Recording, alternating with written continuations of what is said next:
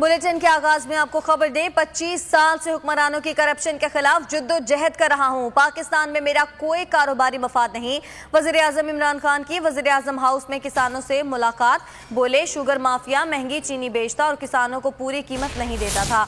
बदकिस्मती से मुल्क में और भी जगहों पर माफियाज बैठे हुए हैं। FIA ने शुगर माफिया की इंक्वायरी की तो उन्हें धमकियां मिली। हुकूमत हर सूरत माफियाज को खत्म करेगी।